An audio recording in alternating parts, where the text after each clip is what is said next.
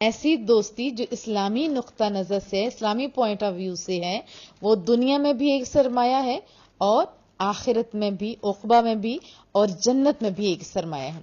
ایسی دوستی کے تو وارے ہی نیارے ہیں۔ مصطفیٰ کریم صلی اللہ علیہ وسلم کا صحیح مسلم میں فرمان ہے کہ اللہ تعالیٰ کے فرشتے زمین پر آئے ہوئے تھے اور مجال سے ذکر کو تلاش کر رہے تھے۔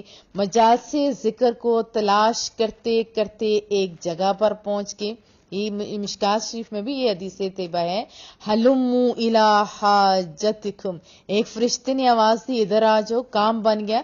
جیسے کہیں پہ سیل لگی ہوئی ہوتی ہے نا، تو ہم عورتیں کیا کرتی ہیں کہ اپنوں سارے جتنے جاننے والے ہوتے ہیں سب کو اس کا جو لنک ہوتے وہ بھیج دیتے یا بتایا جاتے فلاں جگہ پہ دیکھو اتنی اچھی سیل لگی ہو، پھر نہ چاہتے ہوئے بندے دوڑے آتے ہیں، پیسے ہوں نہ ہوں وہ ارینج کر لیتے۔ کیوں؟ کیونکہ انداز ایسا ہوتا ہے نا، پھر ہماری توجہ بھی ادھر ہوتی ہے۔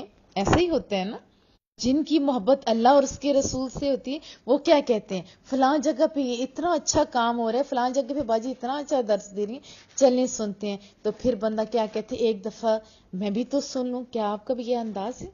ستری نوری مخلوق ہے، اسے تلاش بھی تو اچھی چیزوں کی ہے نا۔ کیا کہتے ہلموا الی حاجتکم، ایک فرشتے نے آواز دی ادھر آ جاؤ، کام بن گیا۔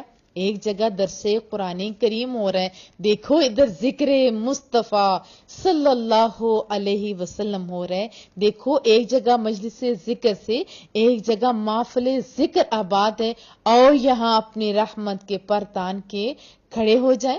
اور محفل ہوتی رہی، درس ہوتا رہا۔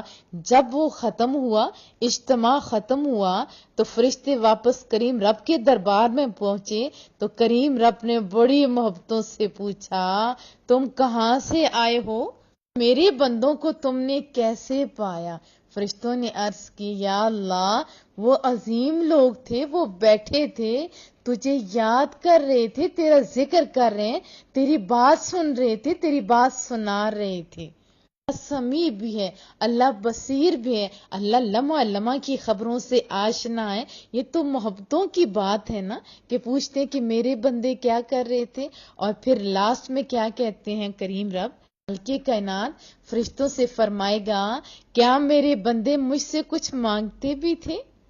کتنی محبت، اللہ اکبر۔ فرشتے کہیں گے ہاں مولا کریمہ، وہ تجھ سے تیری رحمت مانگتے تھے، وہ تجھ سے تیری جنت مانگتے تھے۔ پھر کریم رب فرمائے گا کیا وہ کسی چیز سے بچنا بھی چاہتے تھے؟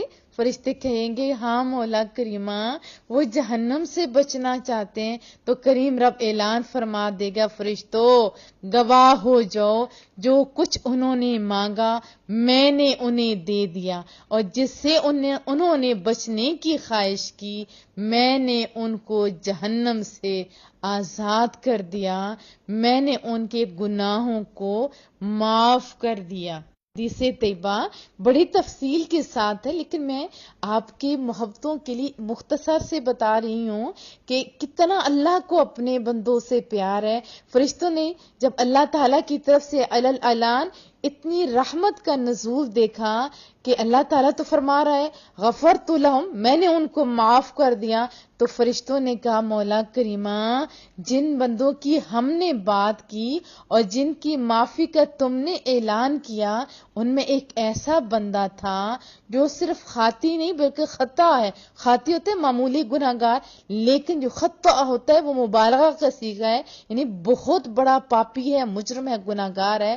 مولا کریمہ اس محفل میں تو ایک ایسا بندہ بھی بیٹھا ہوا تھا جو بہت زیادہ گناہ کرنے والا تھا، وہ بہت بڑا مجرم تھا، تو کیا تو نے اس کو بھی معاف کر دیا؟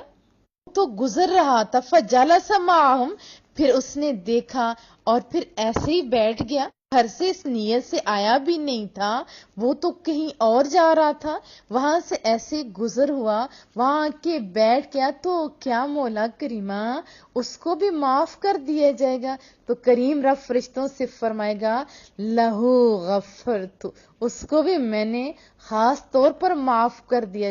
یہ لہو کا جو ہے نا، یہ مقدم کرنے کا مطلب یہ ہے کہ پہلے عمومی مغفرت تھی، لیکن خاص طور پر اس کا نام لے کر اس کی معافی کا اعلان کیا. ہاں فرشتوں، لہو غفرت، اس کو بھی میں نے معاف کر دیا. مولا کریمہ کیوں؟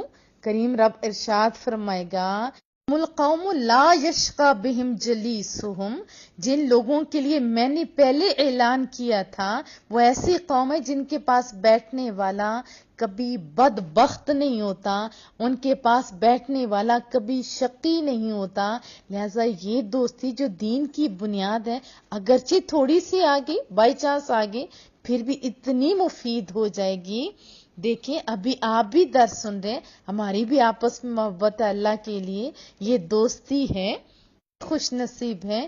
ٹھیک ہے اگر کوئی دیکھنے کے لیے آیا تھا، اس کا نظریہ سننے کا نہیں تھا، ویسے گزرتے گزرتے بیٹھ گیا، تو سنو فرشتو، ہم القوم لا یشقی بہم جلیسہم. کچھ کام کسی کی دوستی کی وجہ سے کر دیے جاتے ہیں نا، ایسے ہمارے بھی کتنے کام ایسے دوستوں کی وجہ سے ہو جاتے ہیں. چند منٹ کی دوستی بنی تھی اور کچھ وقت کے لیے آ کے بیٹھا ہے، میں نے اوروں کی وجہ سے اس کے گناہوں کو بھی معاف کر دیا. اتنا فائدے میں رہا اگر ہم اسی آیت کو اٹھا کے لوگوں کے سامنے بیان کرتے رہیں کہ قیامت والے دن کوئی دوستی کام نہیں آئے گی، کوئی شفاعت کام نہیں آئے گی، تو پھر کیا مطلب ہوگا حدیث طیبہ کا؟ اب ہم کیسے کہہ سکتے ہیں کہ مطلقاً دوستی کا کوئی فائدہ نہیں؟ یہاں تو دوستوں کی وجہ سے اس مجرم کو بخشا جا رہا ہے. تو ہماری دوستیاں کس سے ہونی چاہیے؟ نیک لوگوں کے ساتھ، جن کے ساتھ دوستی ہمیں دنیا میں بھی فائدہ دے گی اور آخرت میں بھی. کیا میں توقع رکھوں